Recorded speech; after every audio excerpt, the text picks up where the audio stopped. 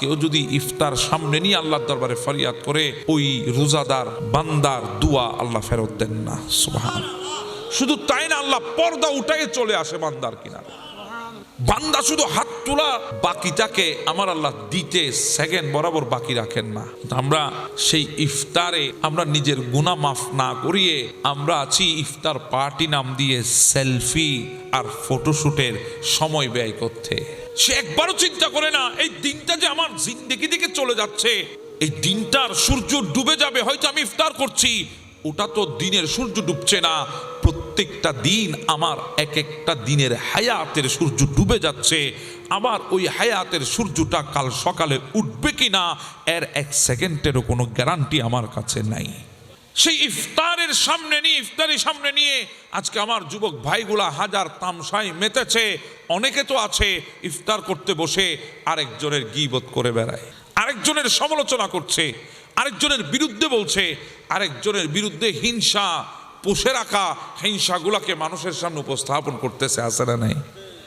যদি বলেন হুজুর কেমনে, দেখবেন আমাদের অনেক রাজনীতিবিদরা ইফতার পার্টি নাম দিয়ে ইফতারের আয়োজন করে সেখানে ইফতারের আগ মুহূর্তে বক্তব্য দেয়, তাদের প্রতিপক্ষের বিরুদ্ধে যত হিংসাত্মক আক্রমণ আছে সবগুলা করতেছে।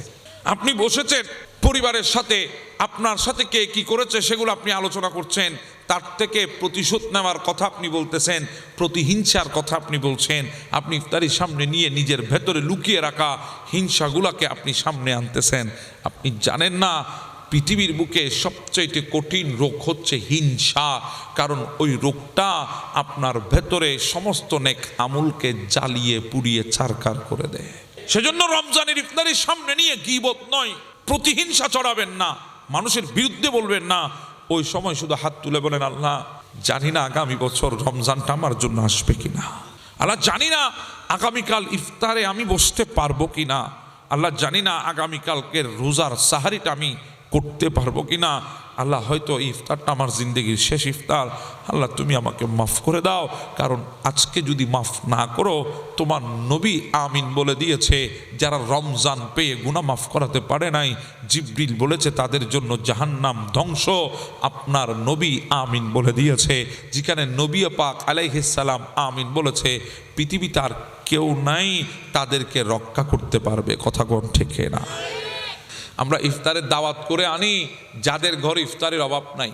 আপনি কিছু হাসিল করার উদ্দেশ্য হয়েছে সেজন্য ওনাকে দাওয়াত করে এনেছেন। আপনি দিনের স্বার্থে ওনাকে ইফতার করাচ্ছেন না, আপনি দুনিয়ার স্বার্থে ওনাকে ইফতার করাচ্ছেন। আর যদি আপনি দিনের সাথে ইফতার করাতেন তাহলে আপনি ওই বড় লোককে এনে ইফতার করাতেন না, আপনি ইফতার করাতেন আপনার এলাকার সবচেয়ে গরিব মানুষটা, যেই মানুষটা ইফতারে এক মুঠো মুড়ি পায়, এক মুঠো ছোলাও জোটে না ভাগ্যে, ওই মানুষটাকে এনে আপনি ইফতার করাতেন। আপনি ওই মানুষটাকে ইফতার করাতেন যে মানুষটা কলা যদি পায়, নসিবে যদি জোটে তাও ভালো জোটে না, সবচেয়ে পৌঁছাটা তার কপালে জুটে, সেটা একটা কলাকে ইফতার করেছে, একটা খেজুরকে ইফতার করছে, অল্প চিরাকে ইফতার করছে। ওই মানুষগুলাকে আপনি ডেকে না আপনার ইফতারের দস্তরখানে বসাতেন। কারণ আমার নবী বলে, উম্মত যদি তোমার সামর্থ্য অনুযায়ী একটা খেজুরও যদি থাকে, ওই একটা খেজুর দিয়ে আল্লাহর কোনো বান্দা রোজাদারকে যদি তুমি ইফতার করাতে পারো, ওই বান্দাটা রোজা রেখে যে সওয়াব পেয়েছে তুমি ইফতার করিয়ে সেই পরিমাণ সওয়াব অর্জন করে নিয়েছো। এটাই তো আমাদের উচিত ছিল, অথচ আমরা আজকে ভুলে গেছি। আমরা যাদের অভাব নাই তাদেরকে ইফতার বিলি করি, কথা বলেন ঠিক না? যাদের অভাব নাই টিফিন কারি করে করে তাদের জন্য ইফতার পাঠায়। অথচ আমার পাশে একজন মানুষ আমি জানি ভালো করে ইফতারটা করতে পারছে না, ভালো করে সাহারিটা করতে পারছে না, ওনাকে ডেকে এনে আমি একদিন ইফতারের টেবিলে তো বসাই নাই, সাহারির টেবিলও আপনি বসান নাই, তাকে ইফতার আপনি করান নাই, সাহারিও করান নাই। অথচ এই ইফতারের সুযোগ যখন কোনো বান্দাকে আপনি ইফতার করাবেন, অসহায় বান্দা, সে যখন ইফতার করে তৃপ্তি সহকারে ইফতার করার পর যখন হাতটা তুলে দেবে, আপনার জন্য যখন দোয়া করবে, আমি আপনাকে বলছি প্রত্যেকটা দোয়া বুলেটের মতো আল্লাহর দরবারে কবুল হয়ে যাবে। আপনি সেটাকে কাজে লাগানোর চেষ্টা করেন। আর ইফতারের টেবিলে হাজার রকমের আইটেম রেখেছেন, যদি আল্লাহর নবীর খেজুরটা যদি না রাখেন ইফতারটা পরিপূর্ণ হবে না। অন্ততপক্ষে আমার নবীর খেজুরটা দিয়ে ইফতার শুরু করার চেষ্টা করবেন, এটা আমার নবীর সুন্নাত। শুধু ইফতার খেজুর দিয়ে না, আমরা তো অনেকে এখন মোটামুটি ইফতারে খেজুর রাখি কিন্তু সাহারিতে খেজুর রাখি না। আমার নবীর সুন্নত হলো ইফতারও খেজুর, সাহারিতেও খেজুর। এটা আমার নবীর সুন্নত। আজকে থেকে আমাদের ইফতারের দস্তরখানও খেজুর রাখার চেষ্টা করবেন, আর সাহারির দস্তরখানও খেজুর রাখার চেষ্টা করবেন। খেজুর দিয়ে ইফতার করার চেষ্টা করবেন, খেজুর দিয়ে সাহারি করার চেষ্টা করবেন। আমার নবীর সুন্নত যখন আপনি পালন করে আপনি সাহারি করে রোজা রাখবেন, ইফতারের মাধ্যমে রোজা ভাঙবেন, তাহলে ওই রোজার মধ্যে আল্লাহর তরফ থেকে আপনার জন্য অগণিত রহমত আসবে, কারণ আমার নবীর সুন্নত আপনার রোজার শুরু এবং শেষের মধ্যে ছিল। আপনি যখন গোটা রমজানটাকে যখন আল্লাহ রসুলের সুন্নত দিয়ে আপনার জিন্দেগিটাকে সাজাবেন। আমাদের ভাইয়েরা এখন জানে না রমজানটা কিভাবে অতিবাহিত করবো। আমার ভাইয়েরা জানে কি জানেন, রমজান যখন আইছে সেহেরিতে খায় এমন একটা ঘুম দিমু, এক ঘুমে দিনের একটা, এরপর একটু গোসল আসল করি, নামাজ পড়লে পড়ছি, না পড়লে অসুবিধা নেই।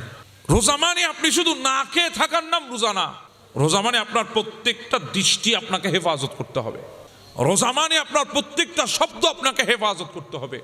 রোজা মানে আপনার শরীরের প্রত্যেকটা অঙ্গকে হেফাজত করতে হবে। শুধু আপনি আপনার খাদ্য নালীকে খাবার থেকে দূরে রাখবেন, আপনার তৃষ্ণার্ত নালীকে আপনি পানি দেওয়া থেকে বিরত রাখবেন, না খেয়ে থাকবেন, না পান করে থাকবেন, এটার নাম রোজা না। রোজা হলো প্রত্যেকটা গুনাহ থেকে নিজেকে বাঁচিয়ে রাখার নাম রোজা। আর একটা মাস যখন নিজেকে গুনাহ থেকে বাঁচিয়ে রাখার চেষ্টা করবেন, দেখবেন আল্লাহর তরফ থেকে রহমত হবে।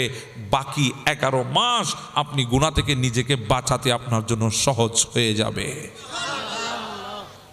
এখন তো রমজান মানে ঘুরে ফিরে আসলো আমাদের কাছে, আমরা ওই রমজানটা অতিবাহিত করলাম সেভাবে, ওভাবে না। আজকে থেকে একটা রুটিন করবেন, আগামী রমজানে আপনি কি করবেন। 1 নম্বরের রুটিন হলো আপনি সাহারিকে আপনি ফজর না পড়া পর্যন্ত বিছানায় যাবেন না। সাহারিটা লাজেম করবেন, তবে রাতের অর্ধেকে না, সাহারিটা রাতের শেষ ভাগে করার চেষ্টা করবেন। সাহারি রাতের শেষ ভাগে করা আমার নবীর সুন্নত। রাতের শেষ ভাগে সাহারি আমার নবী করতেন, এরপরে আমার নবী নামাজে দাঁড়াতেন। আপনি সেহরিটা করে ফজর না পড়া পর্যন্ত বিছানায় যাবেন না।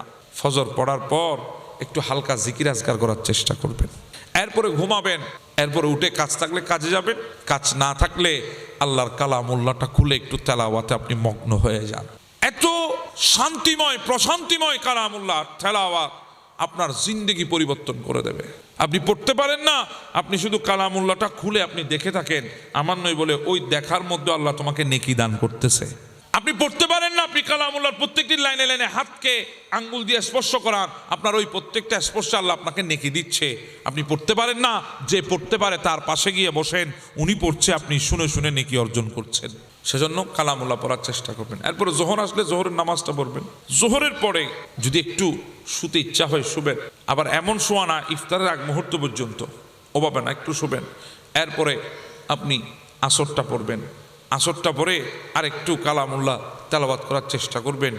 এরপরে গিয়ে ইফতারি সামনে নিয়ে পরিবারের সবাইকে নিয়ে বসবেন, মতবর কোরআনের কয়েকটা সূরা তেলাওয়াত করবেন, দরুদ শরীফ পড়বেন, যদি পারেন আমার নবীকে একটু সালাম দেবেন।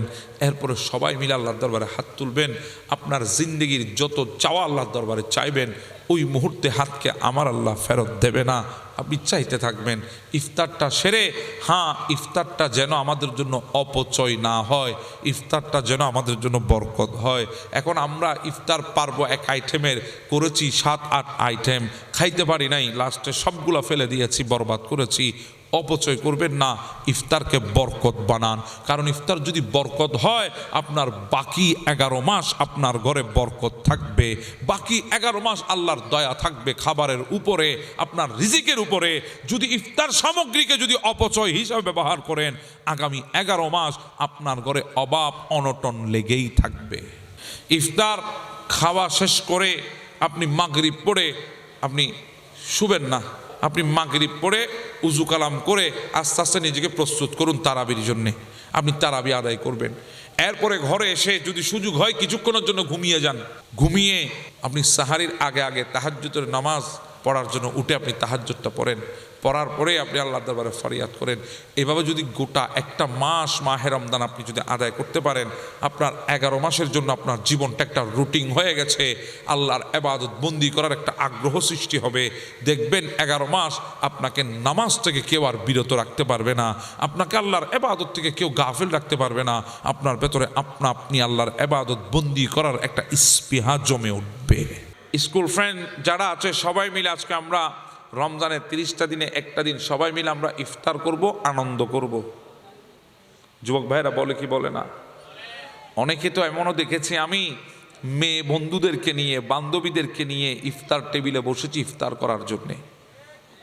কথা কন না বাবা, আমি কি ভুল বলতেছি? আমাদের সমাজে দেখবেন অনেক যুবক ভাইয়েরা ইফতারে আনন্দ করে, উল্লাস করে, অথচ তার হৃদয়ে একবারও কম্পন সৃষ্টি হয় নাই। এই ইফতার তো সেই ইফতারের সময় যে ইফতারের সময় বান্দা হাত তুললে আল্লাহ পর্দা উঠায় বান্দার কাছে চলে আসে। এই ইফতারের সময়টা তো সেই সময় যে সময় বান্দা যেটা চায় আল্লাহ সেটা দান করেন। কারণ আমার নবী বলেছে 3 জন মানুষের দোয়া আল্লাহর দরবারে কবুল হয়। একজন হচ্ছে মজলুম, যার উপর জুলুম হয়েছে। ওই মানুষটা যখন আল্লাহর দরবারে হাত তুলে ওই বান্দার হাত আল্লাহ ফেরত দেন না। মজলুমের হাত সব সময় কবুল হয় কার দরবারে? আল্লাহর দরবারে। এরপরে আমার নবী বলেছেন মুসাফিরের হাত, যে মুসাফির যদি দোয়া করে মুসাফিরের দোয়া ফেরত হয় না। 3 নাম্বার, কেউ যদি ইফতার সামনে নিয়ে আল্লাহর দরবারে ফরিয়াদ করে ওই রোজাদার বান্দার দোয়া আল্লাহ ফেরত দেন না। সুবহানাল্লাহ। শুধু তাই না, আল্লাহ পর্দা উঠায় চলে আসে বান্দার কিনারে। বান্দা শুধু হাত তোলা বাকিটাকে আমার আল্লাহ দিতে সেকেন্ড বরাবর বাকি রাখেন না। আমরা সেই ইফতারে আমরা নিজের গুনাহ মাফ না করিয়ে আমরা আছি ইফতার পার্টি নাম দিয়ে সেলফি আর ফটোশুটের সময় ব্যয় করতে। কথা কোন ঠিক না? অনেকে দেখবেন ঘরের ভেতর ইফতার করতে বসেছে, ইফতারের আগেও মোবাইলটা নিয়ে, বলেন না ঠিক না? ইফতারের আগ মুহূর্তেও মোবাইলটা নিয়ে সে একবারও চিন্তা করে না এই দিনটা যে আমার জিন্দেগি থেকে চলে যাচ্ছে, এই দিনটার সূর্য ডুবে যাবে, হয়তো আমি ইফতার করছি, ওটা তো দিনের সূর্য ডুবছে না, প্রত্যেকটা দিন আমার এক একটা দিনের হায়াতের সূর্য ডুবে যাচ্ছে। আবার ওই হায়াতের সূর্যটা কাল সকালে উঠবে কিনা এর 1 সেকেন্ডেরও কোনো গ্যারান্টি আমার কাছে নাই। কথা কোন ঠিক না বেঠে? সেই ইফতারের সামনে নিয়ে আজকে আমার যুবক ভাইগুলা হাজার তামসায় মেতেছে। অনেকে তো আছে ইফতার করতে বসে আরেকজনের গীবত করে বেড়ায়, আরেকজনের সমালোচনা করছে, আরেকজনের বিরুদ্ধে বলছে, আরেকজনের বিরুদ্ধে হিংসা পোষে রাখা হিংসাগুলাকে মানুষের সামনে উপস্থাপন করতেছে। আছে না নাই? যদি বলেন হুজুর কেমনে? দেখবেন আমাদের অনেক রাজনীতিবিদরা ইফতার পার্টি নাম দিয়ে ইফতারের আয়োজন করে সেখানে ইফতারের আগ মুহূর্তে বক্তব্য দেয়, তাদের প্রতিপক্ষের বিরুদ্ধে যত হিংসাত্মক আক্রমণ আছে সবগুলা করতেছে। আপনি বসেছেন পরিবারের সাথে, আপনার সাথে কে কি করেছে সেগুলো আপনি আলোচনা করছেন, তার থেকে প্রতিশোধ নেওয়ার কথা আপনি বলতেছেন, প্রতিহিংসার কথা আপনি বলছেন। আপনি ইফতারির সামনে নিয়ে নিজের ভেতরে লুকিয়ে রাখা হিংসাগুলাকে আপনি সামনে আনতেছেন। আপনি জানেন না পৃথিবীর বুকে সবচেয়ে কঠিন রোগ হচ্ছে হিংসা, কারণ ওই রোগটা আপনার ভেতরে সমস্ত নেক আমলকে জ্বালিয়ে পুড়িয়ে ছারখার করে দেয়। যেভাবে আপনার কঠিন রোগ হলে আপনার ভেতরটা আপনাকে না জানিয়ে খেয়ে ফেলে, একদিকে ফুসফুস শেষ করে দিয়েছে, আরেকদিকে হার্ট শেষ করে দিয়েছে, হয়তো আরেকদিকে কিডনি শেষ করে দিয়েছে, ওই রোগগুলা অজান্তে হয়েছে আপনার, আপনি জানেনও না, ভেতরে ভেতরে সব শেষ করে দিয়েছে। ঠিক তদ্রূপ আমরা জানি না হিংসাটা কত বড় মারাত্মক রোগ, সেটা আমরা দিলের মধ্যে আছে, বের করার বের করার জন্য কোনো ধরনের কিছু করছি না, অথচ ওই হিংসাটায় আমাদের নেক আমলগুলাকে জ্বালিয়ে পুড়িয়ে ছারখার করে দিচ্ছে, আমাদেরকে নেক আমল শূন্য করে দিচ্ছে। কথা কোন ঠিক কিনা? সেজন্য রমজানের ইফতারির সামনে নিয়ে গীবত নয়, প্রতিহিংসা চড়াবেন না, মানুষের বিরুদ্ধে বলবেন না, ওই সময় শুধু হাত তুলে বলেন, আল্লাহ জানি না আগামী বছর রমজানটা আমার জন্য আসবে কিনা, আল্লাহ জানি না আগামীকাল ইফতারে আমি বসতে পারবো কিনা, আল্লাহ জানি না আগামীকালকের রোজার সাহারিটা আমি করতে পারবো কিনা, আল্লাহ হয়তো ইফতারটা আমার জিন্দগির শেষ ইফতার, আল্লাহ তুমি আমাকে মাফ করে দাও, কারণ আজকে যদি মাফ না করো তোমার নবী আমিন বলে দিয়েছে, যারা রমজান পেয়ে গুনাহ মাফ করাতে পারে নাই, জিবরিল বলেছে তাদের জন্য জাহান্নাম ধ্বংস, আপনার নবী আমিন বলে দিয়েছে। যেখানে নবী পাক আলাইহিস সালাম আমিন বলেছে, পৃথিবীতে আর কেউ নাই তাদেরকে রক্ষা করতে পারবে। কথা কোন ঠিক না? এজন্য ফরিয়াদ করেন আল্লাহর দরবারে। আর যদি পারেন ইফতার করতে বসেছেন, তেলের মাথায় তেল দিবেন না। আমরা তো এখন তেলের মাথায় জি বলেন না, আমরা ইফতারের দাওয়াত করে আনি যাদের ঘরে ইফতারের অভাব নাই। জি বলেন না ভাই, আমরা বেগুন মনে খরচের উপর সৈন্য ফানলাম। আমরা ইফতারের দাওয়াত করে আনি যাদের ঘরে ইফতারের অভাব নাই, তাদেরকে দাওয়াত করে আনি। কেন জানেন? দুনিয়ার স্বার্থে, দ্বীনের স্বার্থে না। আপনি কিছু হাসিল করার উদ্দেশ্য হয়েছে সেজন্য ওনাকে দাওয়াত করে এনেছেন। আপনি দ্বীনের স্বার্থে ওনাকে ইফতার করাচ্ছেন না, আপনি দুনিয়ার স্বার্থে ওনাকে ইফতার করাচ্ছেন। আর যদি আপনি দ্বীনের সাথে ইফতার করাতেন তাহলে আপনি ওই বড় লোককে এনে ইফতার করাতেন না, আপনি ইফতার করাতেন আপনার এলাকার সবচেয়ে গরিব মানুষটা, যেই মানুষটা ইফতারে এক মুঠো মুড়ি পায়, এক মুঠো ছোলাও জোটে না ভাগ্যে, ওই মানুষটাকে এনে আপনি ইফতার করাতেন। আপনি ওই মানুষটাকে ইফতার করাতেন যে মানুষটা কলা যদি পায়, নসিবে যদি জোটে তাও ভালো জোটে না, সবচেয়ে পৌঁছাটা তার কপালে জুটে, সেটা একটা কলাকে ইফতার করেছে, একটা খেজুরকে ইফতার করছে, অল্প চিরাকে ইফতার করছে। ওই মানুষগুলাকে আপনি ডেকে না আপনার ইফতারের দস্তরখানে বসাতেন। কারণ আমার নবী বলে, উম্মত যদি তোমার সামর্থ্য অনুযায়ী একটা খেজুরও যদি থাকে, ওই একটা খেজুর দিয়ে আল্লাহর কোনো বান্দা রোজাদারকে যদি তুমি ইফতার করাতে পারো, ওই বান্দাটা রোজা রেখে যে সওয়াব পেয়েছে তুমি ইফতার করিয়ে সেই পরিমাণ সওয়াব অর্জন করে নিয়েছো। এটাই তো আমাদের উচিত ছিল, অথচ আমরা আজকে ভুলে গেছি। আমরা যাদের অভাব নাই তাদেরকে ইফতার বিলি করি। কথা বলেন ঠিক না? যাদের অভাব নাই টিফিন কারি করে করে তাদের জন্য ইফতার পাঠাই। কথা বলেন ঠিক না? অথচ আমার পাশে একজন মানুষ আমি জানি ভালো করে ইফতারটা করতে পারছে না, ভালো করে সাহারিটা করতে পারছে না, ওনাকে ডেকে এনে আমি একদিন ইফতারির টেবিলে তো বসাই নাই। কথা বলেন ঠিক না? সাহারির টেবিলও আপনি বসান নাই, তাকে ইফতার আপনি করান নাই, সাহারিও করান নাই।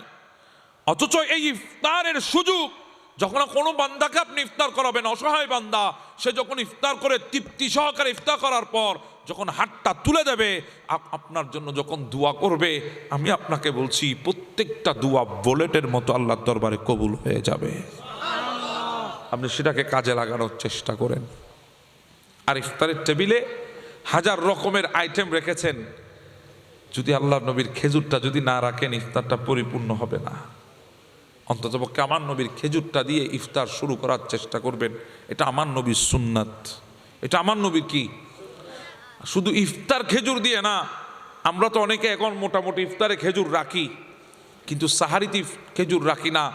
আমার নবীর সুন্নত হলো ইফতারও খেজুর, সাহারিতেও খেজুর। এটা আমার নবীর সুন্নত। আজকে থেকে আমাদের ইফতারের দস্তরখানও খেজুর রাখার চেষ্টা করবেন, আর সাহারির দস্তরখানও খেজুর রাখার চেষ্টা করবেন। খেজুর দিয়ে ইফতার করার চেষ্টা করবেন, খেজুর দিয়ে সাহারি করার চেষ্টা করবেন। আমার নবীর সুন্নত যখন আপনি পালন করে আপনি সাহারি করে রোজা রাখবেন, ইফতারের মাধ্যমে রোজা ভাঙবেন, তাহলে ওই রোজার মধ্যে আল্লাহর তরফ থেকে আপনার জন্য অগণিত রহমত আসবে। কারণ আমার নবীর সুন্নত আপনার রোজার শুরু এবং শেষের মধ্যে ছিল। কথা বলেন ঠিক না? পারবেন তো আজকে থেকে ইনশাআল্লাহ? চেষ্টা করবেন। আর গোটা রমজানে কি গজব নাজিল হয়েছে তোমার উপর, হ্যাঁ? আল্লাহ, অসুবিধা হয়। আপনি যখন গোটা রমজানটাকে যখন আল্লাহ রসুলের সুন্নত দিয়ে আপনার জিন্দেগিটাকে সাজাবেন, আপনি কিভাবে সাজাবেন আমি সেটা একটু বলবো, অসুবিধা হবে? আমাদের ভাইয়েরা এখন জানে না রমজানটা কিভাবে অতিবাহিত করবো। আমার ভাইয়েরা জানে কি জানেন, রমজান যখন আইছে সেহেরিতে খায় এমন একটা ঘুম দিমো, এক ঘুমে দিনের একটা, কথা বলেন ঠিক না? এরপর একটু গোসল আসল করি, নামাজ পড়লে পড়ছি, না পড়লে অসুবিধা নেই। হ্যাঁ, ওই তো কদ্দা আবার ঘুম, ইতে জিয়ান জারিয়ান কদ্দের ঘুম নবাইফত মোবাইল লই ফিল্ম সাদ দে ফিল্ম আর বাইফুত্তা না রোজা রাখিয়ে রে, কি রাখিয়ে রে, আর মা বোন হট্টা সিরিয়াল সারে দি বই থাকে। রোজা হাইলে দিন তো হাম হরস নাই কেন গুজু ওমা আছে না নাই? হনো ভুল কই ফানলাক ইনা ওনারা তো আসমান ঠান্ডা দিলে লান না হনো আর সমাজত ঘটেন না নগটের শোন না। আর দেশত হতুন ময় মুরব্বী আছে কুসার বাজায় ওনার ট্যাং সাই ধরি মাফ সাইড বহুত ময় মুরব্বী আছে রোজা হাইলে দিনত গুলদরি বউ বই উড়ন গানায় উত্তরত ফোয়া কিজি উত্তরত কিজি উত্তরত ক্যাং গুজি উত্তরত কেন করে ওরে বাপরে বাপ গোটা জিন্দেগির ইতিহাসের ফাতা খুলি বিলিয়ে দেয়। আছে না নেই বাবা? অযথা কথা বলে আপনার নেকিকে হালকা করবেন না। রোজা মানে আপনি শুধু না খেয়ে থাকার নাম রোজা না। রোজা মানে আপনার প্রত্যেকটা দৃষ্টি আপনাকে হেফাজত করতে হবে। রোজা মানে আপনার প্রত্যেকটা শব্দ আপনাকে হেফাজত করতে হবে। রোজা মানে আপনার শরীরের প্রত্যেকটা অঙ্গকে হেফাজত করতে হবে। শুধু আপনি আপনার খাদ্য নালীকে খাবার থেকে দূরে রাখবেন, আপনার তৃষ্ণার্ত নালীকে আপনি পানি দেওয়া থেকে বিরত রাখবেন, না খেয়ে থাকবেন, না পান করে থাকবেন, এটার নাম রোজা না। রোজা হলো প্রত্যেকটা গুনাহ থেকে নিজেকে বাঁচিয়ে রাখার নাম রোজা। আর একটা মাস যখন নিজেকে গুনাহ থেকে বাঁচিয়ে রাখার চেষ্টা করবেন, দেখবেন আল্লাহর তরফ থেকে রহমত হবে। বাকি 11 মাস আপনি গুনাহ থেকে নিজেকে বাঁচাতে আপনার জন্য সহজ হয়ে যাবে। এখন তো রমজান মানে ঘুরে ফিরে আসলো আমাদের কাছে, আমরা ওই রমজানটা অতিবাহিত করলাম সেভাবে, ওভাবে না। আজকে থেকে একটা রুটিন করবেন আগামী রমজানে আপনি কি করবেন।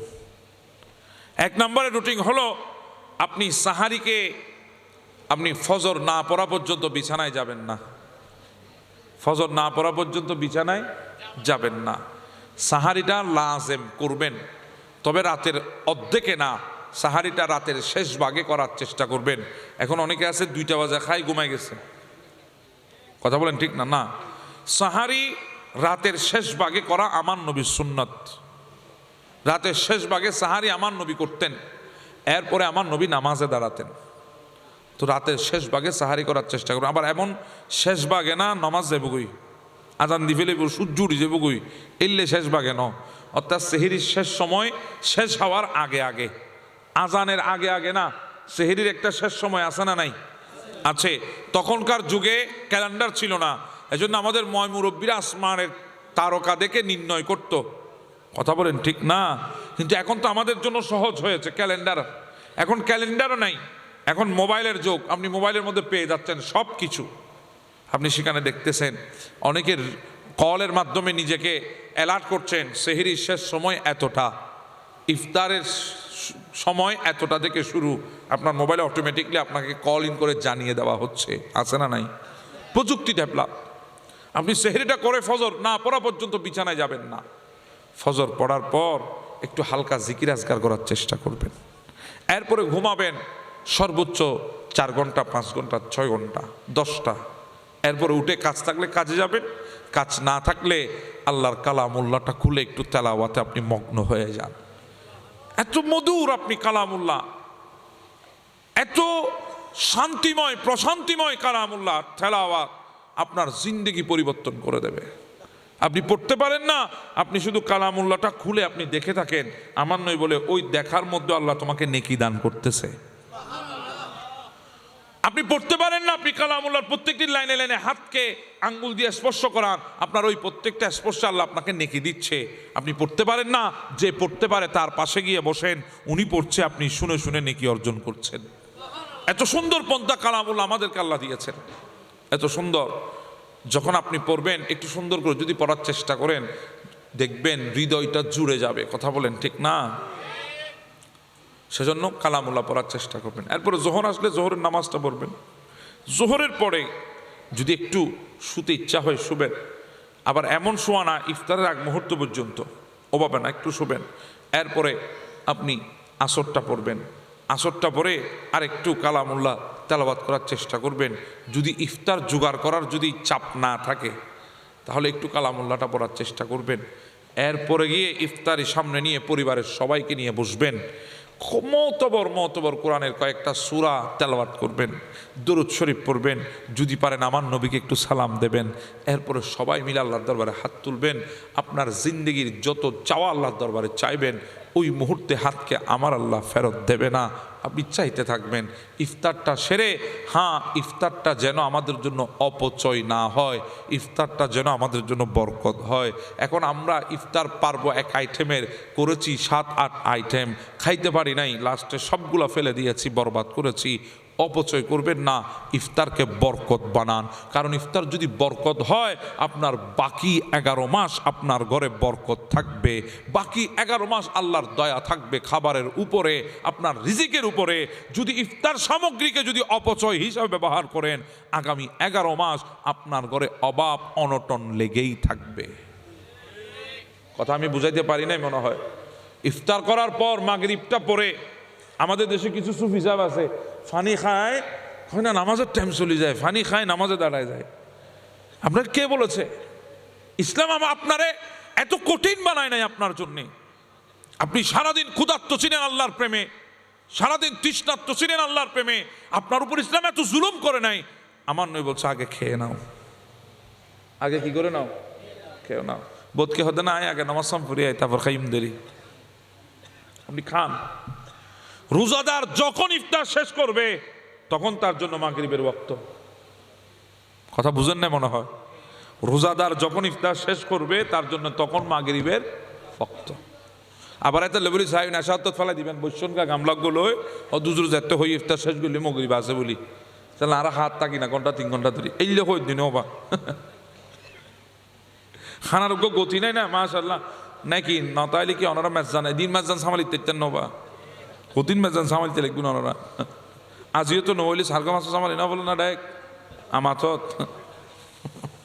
মাশাল্লাহ আর ঠিক আছে, আর কিন্তু কে যাবে জগবই গোডাউন ঠিক আছে তো মনে কষ্ট পাই নবা। আবার খানা হাত ওইসব করে খাইউন চাইউন রিজিক মারি না ফেলাইউন, আর খানা হাত দিয়ে রিজিক মারি ফেলাই তাহলে বুড়া হালে যায় খাদ্য ফারের আগরি লই আচ্ছা নয় শুন উজুর বইটা আছে ফুসল ননে অনেক জোয়ান কি অবস্থার সময় কে ফাইউন অনেক এনভাবে খাইউন অনেক বুড়ো হালো রিজিক অনেক মাইজুন। খানা সুন্নাত আমার নয় বলেছেন তুমি যদি ঘরের মধ্যে 1 প্লেট খাও, তুমি বাইরে মেহমান হয়ে গেলে সেখানে অর্ধ প্লেট খাবে। কয় প্লেট? এখন তো আরো গরত থাই আধা প্লেট নি বাদ দি বাইরে এলে নে আমার তো 10-12 প্লেট সামালি ফেলার আছে না নাই?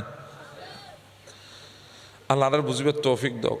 আর এটা বহুত জন আছে দে দত গিয়ে একজন উনি বাড়ি দেয় ইতে বাড়ি এরা বই না বাড়িতে আর 1 প্লেট দেয় এতে সামালি ফেলি দেয়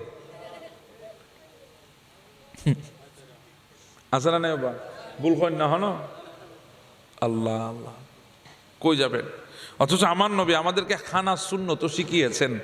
খাবার কুকুরও খায়, কথা বলে না, খাবার রাস্তার কুকুরও খাবার খায়, আমরাও খাই। কুকুর কুকুর, আমরা তো ইনসান, নবীর উম্মত, আশরাফুল মাখলুকাত। খাবার ঠিক আছে কিন্তু খাওয়ার মাধ্যমে প্রমাণ করতে হবে আমরা আশরাফুল মাখলুকাত। খাবারের মাধ্যমে প্রমাণ হবে কে কুকুর কে মানুষ। কথা বলেন ঠিক না? এনে আটকা আছে গালকা আছে গফর গফর গলাইবেন না অনে বুঝছেন আছে চোখ টুকুল ডইরে গলাই ফেলার দে মাত্র নো সাবার ডাইরেক্ট গোঁত গোঁত গিলার দে মেশিনে কেনা বারে মিখে দেরি খড়ে যাবেন চা আসার দেনা ভাই খড়ে আজ যাবেন চা অনখন। আমার নয় বলেছেন তোমরা যখন একসাথে দস্তরখানে মেহমান হয়ে বসবে, ঘরে বলো বাহিরে বলো, তখন তোমরা সবাই আগে হাত পরিষ্কার করবা। সবাই আগে কি করবা? হাত। হাত একজন পরিষ্কার করে দেওয়া সুন্নত। একজনে কি করে দেওয়া? একজনে পানি ডালবে, বাকিরা হাত পরিষ্কার করবে। এটা আমার নবীর সুন্নত। আমার নবী বলে শুরু করবে ডান দিক থেকে। কোন দিক থেকে? ডান দিক থেকে। মনে রাখবেন ডানের মধ্যে বরকত আছে, আমরা এখন বরকত নাই আমাদের সমাজে, ইনকাম আছে বরকত নাই। ইনকাম আছে কি নাই? আগে আমাদের ঘরে 10 জন কামাইন্যা থাকলে, 10 জন যদি কামাইন্যা থাকতো আমাদের সমাজে, তাহলে দেখবেন 30-40 জন খাওয়ার মানুষ থাকতো। কথা বলেন ঠিক না? এখন 10 জনে 10 জন কামাই, খাওয়াইন্যা কেউ নাই, এর বড় দেখবেন তার ঘরের মধ্যে অভাবের কোনো কমতি নাই। তো কি বুঝলেন আপনি? ইনকাম বেড়েছে কিন্তু বরকত আমার ডানের বড় বরকত না থাকার পেছনে কারণ আছে। আমরা এখন বাম হাতে খাবার খাচ্ছি, বাম হাতে পানি খাচ্ছি, এই বামকে ইস্তেমাল করতেছি। ডানে দেবেন ডানে নেবেন, আজকে নবী সুন্নাত শিখেন, ডানে দেবেন ডানে নেবেন। ডানে দেওয়ার মধ্যেও বরকত, ডানে নেওয়ার মধ্যেও বরকত। ডানে বন্টন করবেন, এই ডানে বন্টনের মধ্যেও বরকত। বাম এটা এক জায়গায়, প্রাইভেট জায়গা, ইয়ের কোনো হাম নাই আর খামিয়েনর। আপনি কাউকে কিছু দিচ্ছেন, কিসে দেন? ডানে। কিছু নিচ্ছেন, কিসে নেন? এখন আমাদের অনেক ছেলেরা মুরব্বীরা টাকা দিলে বাম হাত বাড়ায় টাকা নেয়। খবরদার, ওনারা শিক্ষা দিন বাজি। এই সময় ফুয়াবে রাত চায় মার দিন, সোয়ারোগ্য ফুয়াবে রাত চায় মার দিন, তো এটা তো মনত আইব। বলে বেটা এটা এটা বামে না, তুমি ডান হাত বাড়াবে। কি হাত বাড়াবে? এগুলো আমাদের মুরব্বীরা আমাদেরকে শিখিয়েছেন বলে আমরা আজকে আপনাদের সামনে বলতে পারি। ইন শিখে বলে বাজে মাদ্রাস জম ফুরিব না, ইন শিখে বলে মাদ্রাস জম ফুরিব না। ডানে দেবেন ডানে দেবেন। বাম হাতে পানি খাবেন না, ডান হাতে পানি খাবেন। খাইতে বসছেন, বাম হাতে পানি খাইতে হলো 2 হাত একসাথে করে খাবেন, এটা আদব। এটা কি? মুরব্বীকে কোনো কিছু দিলে 2 হাতে দেওয়ার চেষ্টা করবেন, 1 হাত না। কয় হাতে? 2 হাতে। আর মুরব্বী আরা শিখে তো এল্লে করিয়া দিত না নদ্য বাজে ওনারা এটা নদীতে ফানলা তাকে মাতন না বেগুন না নমাতি বইলেই দেখো 2 টাইম যার ঘুরতো আর হতো না। আমার নবী ডান দিক থেকে বন্টন করবে। কোন দিক থেকে? সবার প্লেটে খাবার যাওয়ার পর এরপরে বিসমিল্লাহি ওয়ালা বরকতিল্লাহ বলে শুরু করবা। আমার নবী বলেন খাবার মাঝখান থেকে খাবে না, প্লেটের এক সেট থেকে, প্লেটের এক সাইড থেকে 3 আঙ্গুলে খাওয়া নবীর সুন্নত। কয় আঙ্গুলে? 3 আঙ্গুলে। যদি না পারেন তাহলে 4 আঙ্গুলে খাওয়ার চেষ্টা করবেন, 4 আঙ্গুল দিয়ে খাবেন। তো যখন খাবেন আমার নবী বলেছেন নেড়ে চেড়ে খাবে। কি করি? এনে দিলে বড়ায় মাকে ইলে করে ডুকইতে নখ লাইট্টু হই দে নারিয়েরে আস্তে আস্তে বিসমিল্লাহ করে করে দিবা। আর নবী হতে তুমি ছোটো ছোটো করে দিবা, লোকমা নেড়ে চেড়ে খাবে। ওই অর্ধ প্লেটের মধ্যে আল্লাহ তোমার জন্য বরকত রেখে দেবে। সুবহানাল্লাহ। সাহেবেন দা অর্ধ খাইয়ে আর খান্না ফেরতে লাগবেন। আর এই মানুষ নন আর বসমত বোধ দরবারত যাই রে কই দি আহা দরবারত গেলাম বাদ দি দে দুয়ান্তাস প্রথমে মনে করছিলাম দে এই দুনবাতে আর কি হবো ফরজেই তোমায় না খাইতে পারি কি হবো, কারণ এটা বরকত আছে। এটা কি আছে? বরকত আছে। বরকত বড় বড় নিয়ামত। আপনি পেট পুরে খাওয়ার নাম বরকত না। বরকত হলো অল্পতে তুষ্ট। অল্পতে কি? তুষ্ট, সন্তুষ্ট, এটার নাম বরকত। নেড়ে চেড়ে খাবেন। এরপরে আমার নবী বলছেন দেখেন ভ্রাতৃত্ববোধ শিখিয়েছেন আপনাদের। হয়তো আমার কথাগুলো ভালো লাগবে না, আমাদেরকে পরিবর্তন হওয়া দরকার, চিন্তা করা দরকার। এত টাকা ইনকাম করি এরপরও ঘরে বরকত নাই কেন? এখন বরকত তো বরকতুল্লাহর নামের সাথে হয়ে গেছে, ঘরের মধ্যে আর বরকত নাই। আমার নবী বলছেন খাবার খাবে, যদি দেখো তোমার এক ভাই খাবার খাওয়ার মধ্যে একটু ধীর, খাইতে একটু সময় নিচ্ছে, সে আস্তে আস্তে খায়, তুমি যদি চট করে উঠে যাও তোমার ভাইটা লজ্জায় পড়ে যাবে। দেখেন কত সুন্দর ইসলাম। কারণ মানুষ বলবি বেসাধ্য মানলার নহইব, লজ্জায় পড়বে। উম্মত তুমি বসে থাকবে, তোমার ওই ভাই যতক্ষণ খাবার শেষ না করে তুমি অভিনয় করো খাবারের, তোমার ফেলে 2-3 আসদিন তুমি লারো ওই উবে যাতে লজ্জিত নয় সন। আর কত সুন্দর খাবার প্লেট বাতৃত্ববোধ শিকার আর নবী। সুবহানাল্লাহ। শেষ হলে হাত তুলেন আল্লাহর দরবারে, দোয়া করেন। ওই দোয়ার মাধ্যমে সাহাবী দাওয়াতের জন্য আপনি দোয়া করছেন, আপনার ওই দোয়ার মাধ্যমে আল্লাহ সাহাবী দাওয়াতের রিজিকের মধ্যেও বরকত দেবে, আপনার রিজিকের মধ্যেও বরকত দেবে। হ্যাঁ নিয়া দোয়া আছে না হুজুর? খাই মত্তরে না ফোন খুশি আয়জার করে দিয়ে হ্যাঁ হুজুর 6 জন বসে 3 জন আগে দিলে এড়িয়ে গেল হাই গিয়ে গই 2 এজুর লড়ফার আর আছে না নাই পড়াছে এরকম না। সবাই একসাথে বসবেন, একসাথে উঠবেন। এই না আমার নবীর সুন্নাত। মনে কষ্ট পেয়েছেন আমার কথায়, সেজন্য বলছি ইফতারকে অপচয় বানাবেন না, ইফতারকে বরকত বানাবেন। ইফতার খাওয়া শেষ করে আপনি মাগরিব পড়ে আপনি শুবেন না। মাগরিব পড়ে কি করবেন না? শুবেন না। আপনি মাগরিব পড়ে উজু কালাম করে আস্তে আস্তে নিজেকে প্রস্তুত করুন তারাবির জন্যে। আপনি তারাবি আদায় করবেন। এরপরে ঘরে এসে যদি সুযোগ হয় কিছুক্ষণের জন্য ঘুমিয়ে যান। ঘুমিয়ে আপনি সাহারির আগে আগে তাহাজ্জুদের নামাজ পড়ার জন্য উঠে আপনি তাহাজ্জুদটা পড়েন। পড়ার পরে আপনি আল্লাহর দরবারে ফরিয়াদ করেন। এভাবে যদি গোটা একটা মাস মাহে রমজান আপনি যদি আদায় করতে পারেন, আপনার 11 মাসের জন্য আপনার জীবনটা একটা রুটিন হয়ে গেছে। আল্লাহর ইবাদত বন্দি করার একটা আগ্রহ সৃষ্টি হবে। দেখবেন 11 মাস আপনাকে নামাজ থেকে কেউ আর বিরত রাখতে পারবে না, আপনাকে আল্লাহর ইবাদত থেকে কেউ গাফিল রাখতে পারবে না। আপনার ভেতরে আপনি আল্লাহর ইবাদত বন্দি করার একটা স্পৃহা জমে উঠবে। হযরত সাইয়েদনা মুসা কালিমুল্লাহ আলাইহিস সালাম ওনার একজন উম্মত বনি ইসরাইলের, তিনি জিন্দেগিতে কোনো নেকি নাই, সবগুলা গুনাহ করেছে। যখন জিন্দেগি শেষ, দুনিয়া থেকে যখন চলে যাবেন, তখন তিনি ওনার মাকে রেখে বললেন, মা আমি আর বুঝি দুনিয়ার বুকে নাই, আমি চলে যাব।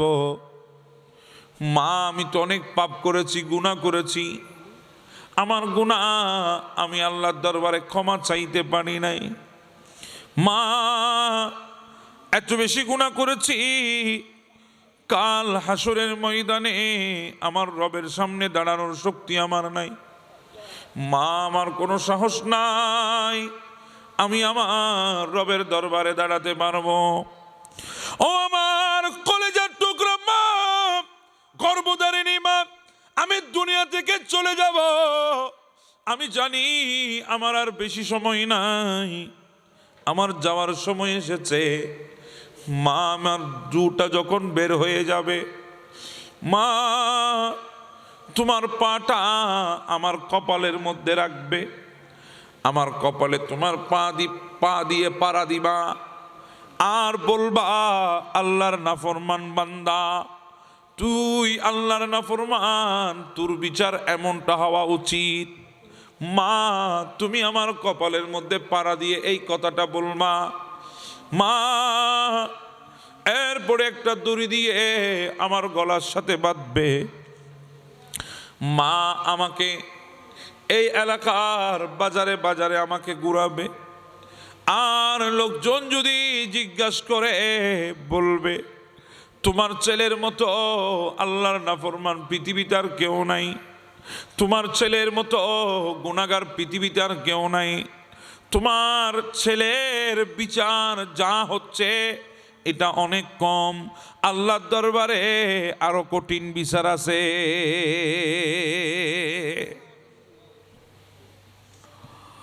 ওই বনি ইসরাইলের যুবক মাকে ডাক দিয়ে বলে, মা শুধু এইটুকুর মধ্যে শেষ না, মা আমাকে গোসল দেওয়ার জন্য ভালো কোনো মানুষকে আনবে না, কোনো গুনাহগারকে দিয়ে আমাকে গোসল দিবা, কারণ আমাকে নেককার গোসল দিলে নেককারও অপমানিত হবে। আমি এত বড় গুনাহগার, নেককার কোনো বান্দা আমার চেহারা দেখতে চাইবে না। মা আমাকে গোসল দেওয়ার পরে কাফন দিবা, মা আমাকে গভীর রাতে জানাজা দিবা, কারণ আমার জানাজায় কোনো মানুষ আসবে না। আমি এমন পাপী, আমার জানাজার মধ্যে কোনো মানুষ আগমন করতে চাইবে না। আমাকে রাতের বেলায় জানাজা দিবা, যাতে কয়েকজন মানুষ কোনো রকম ভাবে আমার জানাজা পড়বে, এরপরে আমাকে কবরের মধ্যে রাখতে বলবা। মা মুমিন বান্দাকে যত সুন্দর করে কবরে রাখে, আমাকে তেমন ভাবে রাখতে বলিও না, আমাকে ধাক্কা দিয়ে কবরে ফেলতে বলবা। মা ডাক দিয়ে বলে, সন্তান তুমি কেন এগুলা বলতেছো? বলে, মা আমি চাচ্ছি দুনিয়ার এই কষ্টগুলা, এই লাঞ্ছনাগুলা দেখে আমার রব যেন কবরের মধ্যে একটু হলেও আমার উপর রহম করে।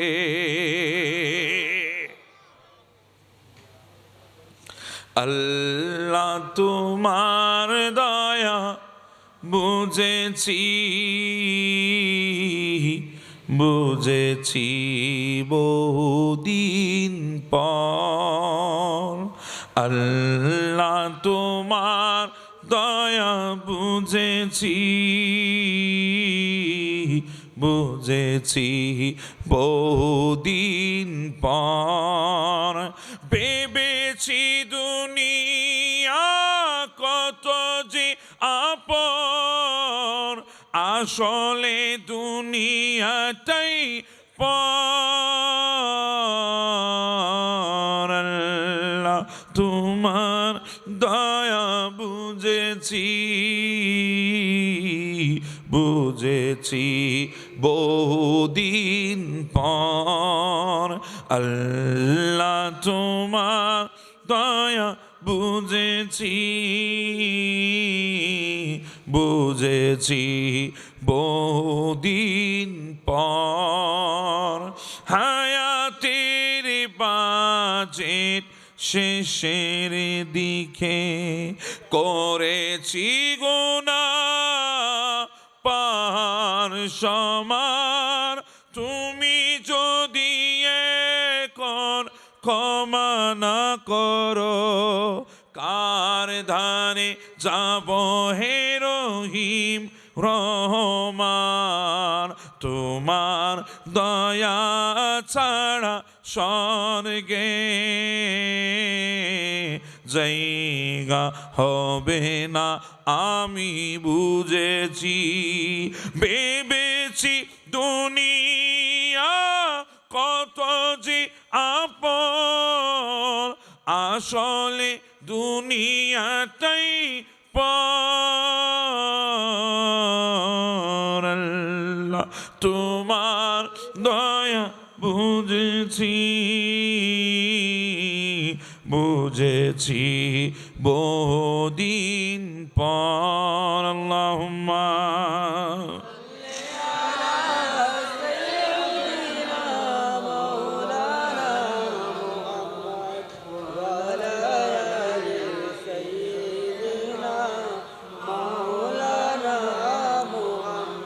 অসুবিধা হচ্ছে আপনাদের? হ্যাঁ, দুনিয়াটা তো কঠিন। দুনিয়ার শাস্তি যেমন তেমন, কবর আমাদের জন্য আরো ভয়ানক। কথা কোন ঠিক না বেঠিক? বলে মা আমি এগুলা করতেছি যাতে দুনিয়া থেকে যাওয়ার পরে আমার রব এগুলা দেখে একটু হলো যাতে আমার জন্য রহম করে। তো আমার আল্লাহ বলছেন কোন বান্দার হৃদয়ে যদি রবের সামনাসামনি হওয়ার এই ভয়টা যদি থাকে যে আল্লাহ একদিন তো তোমার সামনে দাঁড়াতে হবে, আমি গুনাহ কিভাবে করতেছি, এই ভয়টা যদি অন্তরে রাখতে পারেন তাহলে আপনি জিন্দেগিতে কোনোদিন গুনাহ করতে পারবেন না। আপনাকে দিন শেষে রবের সামনাসামনি হতে হবে, এটা যদি অন্তরে বিশ্বাস থাকে আপনি কোনোদিন গুনাহ করতে পারবেন না। আর এই ভয় যদি অন্তরে রাখতে পারেন, আমার আল্লাহ বলেছেন ওয়ালিমান খাফা মাকামা রাব্বিহি জান্নাতান, যারা আল্লাহর সামনাসামনি হওয়ার ভয় হৃদয়ে রাখবে আল্লাহ তাদেরকে একটা না দুইটা জান্নাত একসাথে দান করবেন। একটু জোরে বলেন না সুবহানাল্লাহ।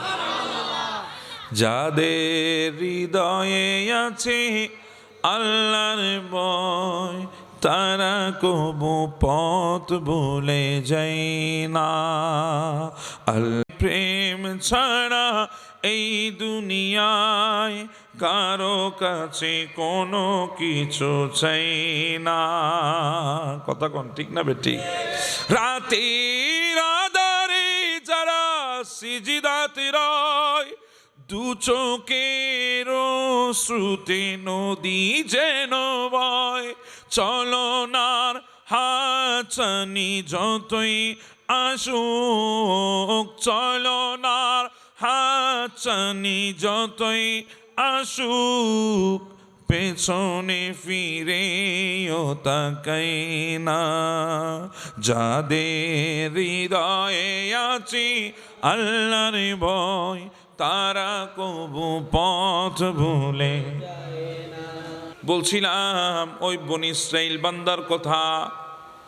ওই বান্দা আমাকে এতগুলা লাঞ্ছনা যখন দুনিয়ার বুকে আমাকে দিবা, আমার আল্লাহ কুদরতের অন্তরের মধ্যে একটু হলো আমার জন্য রহম আসবে। ওই যুবক এই কথাগুলো বলতে বলতে দুনিয়া থেকে বিদায় হয়ে গেল। মা অনেকক্ষণ পর্যন্ত যুবকটার কিনারে বসে বসে কেঁদেছে।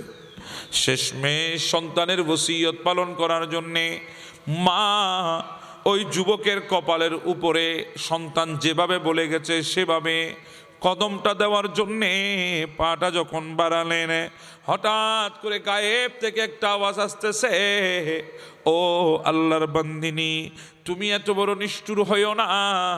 আমার আল্লাহ এত বড় নির্দয় নয়। যখন আল্লাহর বান্দা আল্লাহকে ভয় করেছে, আল্লাহর ডর তার হৃদয়ের মধ্যে যখন চলে এসেছে, আল্লাহর ভয়ে যখন তার কলবটা কেঁপে উঠেছে, আমার আল্লাহ সাথে সাথে ওই বান্দাকে ক্ষমা করে দিয়েছে।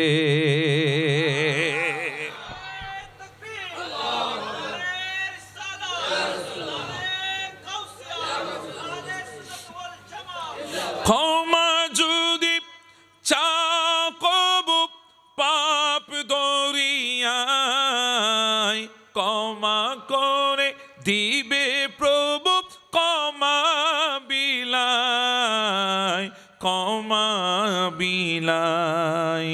দরবারে কেন তার হাত পাতো না, প্রভুর প্রেমে মন হৃদয়ের জানালাটা খুলে দাও না, প্রভুর প্রেমে মন সারা দাও না। অসীম ক্ষমতা যার হাতের উপর, যার নামে বেজায় জ্বর না নহর, জ্বর না নহর। আল্লাহ আল্লাহ রবে সবে দিওয়ানা, প্রভুর প্রেমে মন বান্দা, প্রভুর প্রেমে আল্লাহুম্মা সাল্লি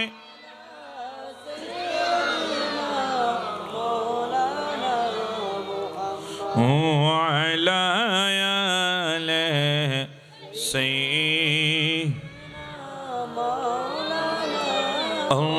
আল্লাহু আল্লাহু আল্লাহু আল্লাহ আল্লাহু আল্লাহু আল্লাহু। তুমি রহিম, তুমি রহমান, তুমি যে জব্বার, আমি গুনেগার বান্দা, বড়ই গুনেগার। আল্লাহ হো আল্লাহ হো আল্লাহ হো আল্লাহ আল্লাহ আল্লাহ আল্লাহ। তুমি খাওয়াও, তুমি পরাও, তোমারি সব অনুদান, তোমার নামের জিকির করে সাত জমিন আসমান। আল্লাহ হো আল্লাহ হো আল্লাহ হো আল্লাহ আল্লাহ আল্লাহ আল্লাহ।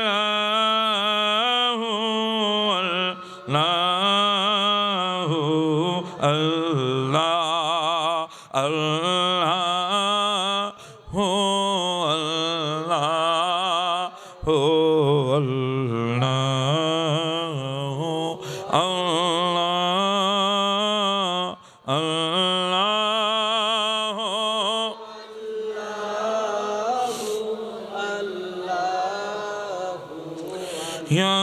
नबी सलाम